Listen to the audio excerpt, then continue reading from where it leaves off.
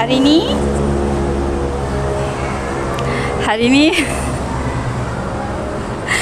akan nak start my session with doa. I'm not sure doa ni datang daripada surah apa. Tawaffani muslimah wa alhaqni bis salihin. Mungkin Yusuf kot surah Yusuf kot akak rasa. Kan? Tawaffani muslimah wa alhaqni bis salihin. Ya Allah, matikan aku dalam keadaan muslim. Cuba tengok. Sebab hari ni kan, tadi KSM sampai, tiba-tiba ada seekor burung mati. Nak tengok gambar dia? Seekor apa? Seekor burung mati. Tunjuk sini. Apa pegang tu? Siapa? Husan dia jatuh betul-betul dekat pintu masuk dapur tu.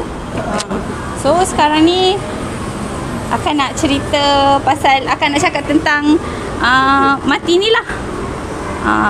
Bukan kematian, tapi a journey toward death kan. Kita semua kenalah perbanyakkan pergi ke tempat yang elok ataupun buat perkara-perkara yang elok, sebab kita tak tahu mati kita di mana. Sebab habis dia bukan makhluk ke? Dia makhluk juga. Dan matinya ditakdirkan di sini. Okey. Sebab akak ada satu pengalaman.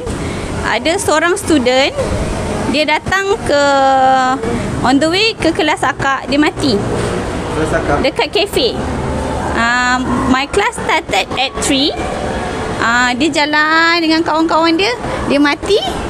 Jantung dia malfunction tau, tak berfungsi. Dia jatuh tu sampai terkeluar bukan usus. Keluar buih daripada hidung dan mulut dia. So apa yang dan kelas tu end up dengan akak bawa student lain pergi ke hospital tengok mayat. Sebab mayat dah telah diambil ambulans kan. Kita orang pergi tengok mayat.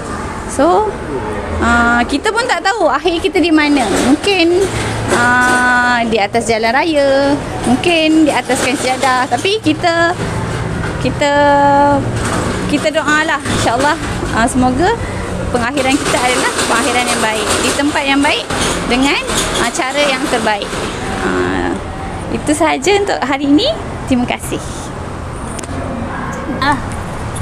Tak payah rakam. Okey. Teringat satu kisah lah. Masa tu Allah nak juga dia. Teringat satu kisah masa tu, rasanya saya masa arwah atuk saya meninggal. Dia abah saya cerita lah ni, daripada dia cerita balik kan. Dia kata dia dah duduk kat hospital lah tau. Dia dah duduk berapa hari dah kat hospital. So bila dia duduk hospital tu, memang teruk lah sakit dia kan. Dia memang pun ada kanser hati. Lepas tu masa hari dia meninggal tu, dia dah balik rumah. Dah sampai rumah dah. Pukul 12 malam tu dah sampai rumah dah. Abah dah hantar balik rumah kan. Tu sampai ke rumah tu, tiba-tiba dia mengingat, kata nak pergi hospital juga. Tak tahu kenapa, tiba-tiba dia nak pergi hospital balik tau. Dia nak pergi juga. Umi kata, tak apalah, bawa je lah. Sebab Umi dah tak sedati dah, Umi kata. Tak apa. Abang kata, bawa. Sampai dekat pintu hospital tu, terus masuk ward kecemasan. Masuk terus. Lepas tu doktor cek-cek apa semua, dia punya tu dah macam tak stabil tau balik. Dah tak stabil kan. Pukul 4 pagi, abang kata, dia macam doktor dah kata dah, ni dah nazak dah. Dah sampai masa dia kan. Dah sampai masa dia. Doktor kata, lepas tu dia dah pukul dekat pukul 5 juga terus tak ada lah. Collapse kan. Dah habis nyawa dah dia. So masa tu macam baru teringat jap. Itulah, kita ni diberi peluang untuk berbakti tu, kita tak kira waktu kan. So macam ayah saya ni, dia jaga arwah atuk ni daripada Dia arwah atuk sebelum sakit lagi. Memang dia duduk dengan duduk dengan ayah kan. So selagi kita ada berbakti dengan ibu bapa ni, berbaktilah dengan ibu bapa lah benda tu kan. Okay. Semenjak balik kampung, mati itu pasti, tapi kita tak pasti bila kita mati. Okey, terima kasih.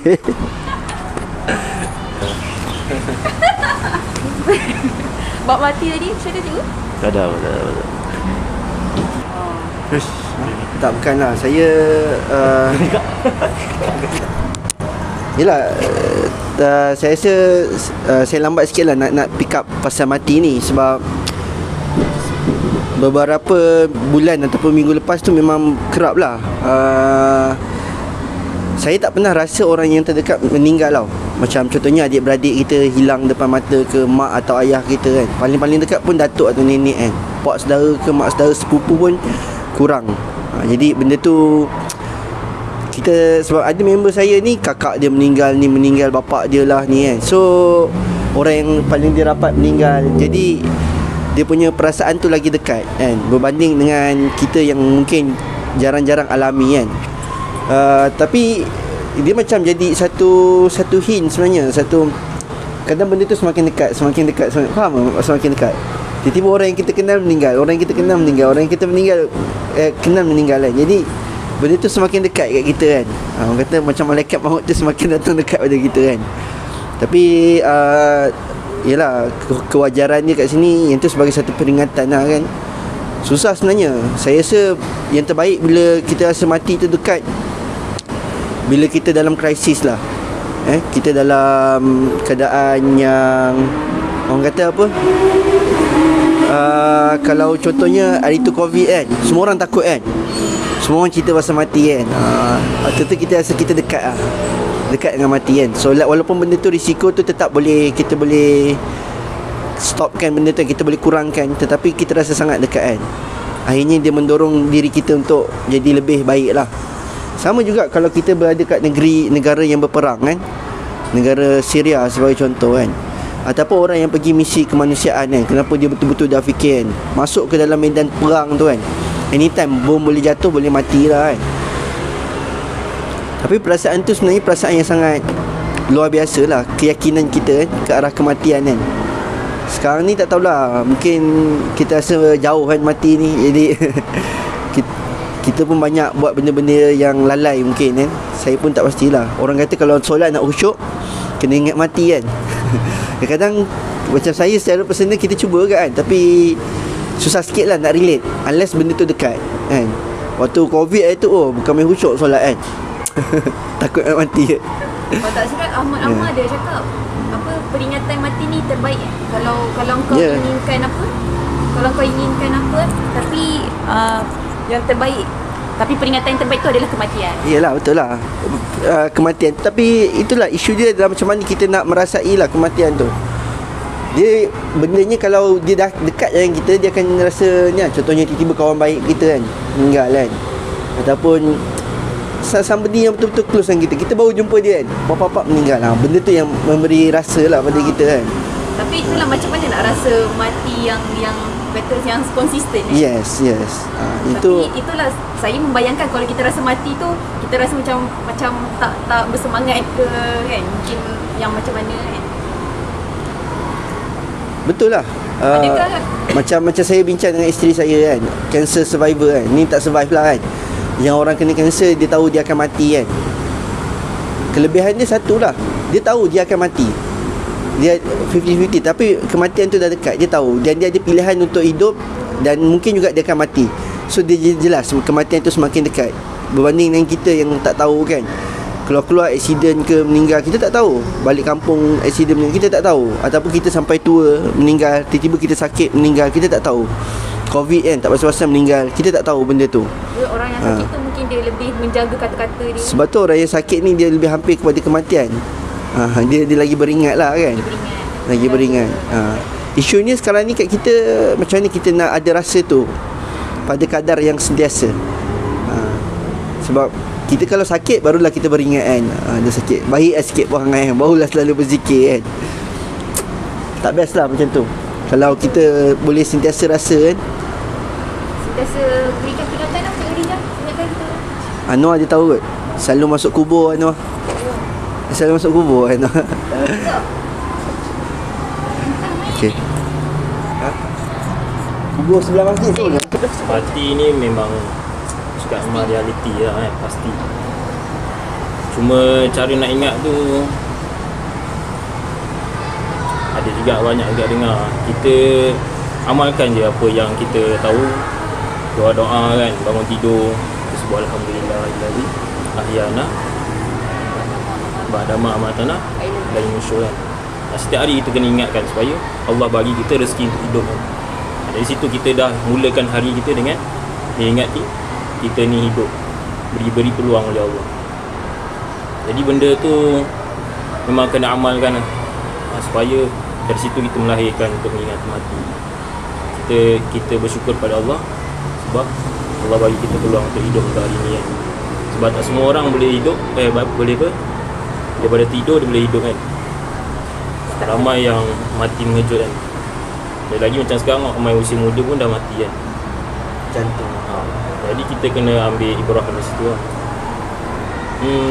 Berkenaan dengan solat tu memang kita kena usahakan lah. Sebab tu kita kena pelajari dengan sempurna macam mana solat tu kita dapat betul-betul solat tu merupakan solat terakhir kita nak implement dalam diri kita kan. Tak kisah solat apa, solat zuhur ke apa, tapi kita nak rasakan solat tu solat terakhir. Boleh jadi lepas solat zuhur kita keluar, kita tak tahu lagi kan. Jadi benda tu kena mendalami lah. Mendalami betul-betul lah sifat solat macam mana.